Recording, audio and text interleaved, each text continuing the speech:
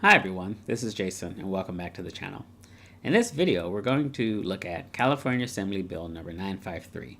But before we do, please take a moment and subscribe to the channel and hit the bell so you're notified whenever I upload a new video. California Assembly Bill number 953, put forth by Assembly Member Phil Ting of California District 19, if passed, would allow cannabis businesses to use stablecoins to pay local and state taxes. There are two reasons why I'm interested in this bill. The cannabis industry is a cash-only business, due to the fact that while it is becoming legal on state levels, it is still federally illegal to use cannabis. And because of that, users are not able to use bank cards or credit cards to make purchases.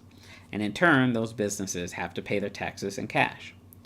Also, because of this, there's an inherent danger in being in this business because of having to have large amounts of cash on hand at any given time, making the dispensaries and their patrons targets for theft. The second reason is because by doing this, the state of California will be conducting a large-scale use case test of cryptocurrency. What this means in the long run is that it could potentially be an opening for cannabis users to be able to use cryptocurrency to purchase cannabis products and expand from there. In Section 1 of Assembly Bill 953, digital assets and stablecoins are defined as follows. Digital asset, a digital representation of value that is used as a medium of exchange, unit of account, or store of value, and is not legal tender, whether or not denominated in legal tender. Digital asset shall not include either the following: a transaction in which a merchant grants as part of an infinity or rewards program value that cannot be taken from or exchanged with the merchant for legal tender, bank credit, or virtual currency. A digital representation of value issued by or on behalf of a publisher or used solely within an online game, game platform, or family of games sold by the same publisher are offered on the same game platform, which essentially means you can't use airline miles, or you can't use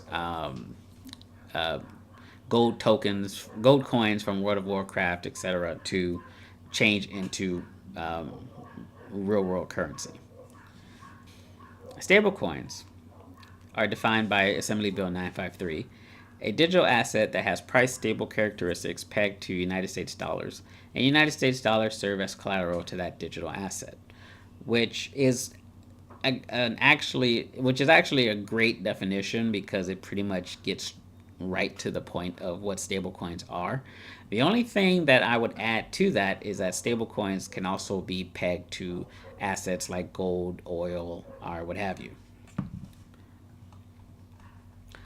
The hope is that after this bill passes, it can be used as precedent to expand the use of cryptocurrency, even stablecoins, to a broader user base. If customers are able to purchase their cannabis products with crypto, that crypto can then be exchanged for stablecoins, and businesses can pay their taxes, effectively removing the need for cash in the industry at all. What the bill does not do, and what should give the crypto space pause, is the fact that the bill does not say which stablecoins can be used.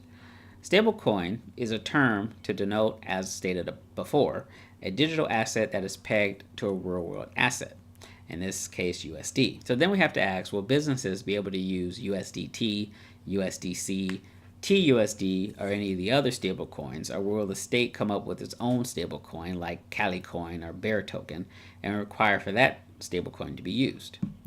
We will know the answer to these questions after January 1st, 2020, if the bill passes. Later today, I'm going to be talking with Michael Wagner of Tokes Platform, a cryptocurrency project geared towards the cannabis industry. The idea behind Tokes Platform is to be a point-of-sale solution for the cannabis industry with a track and trace function for supply chain management. I hope you will come back for that, and if you haven't already, please make sure you subscribe to the channel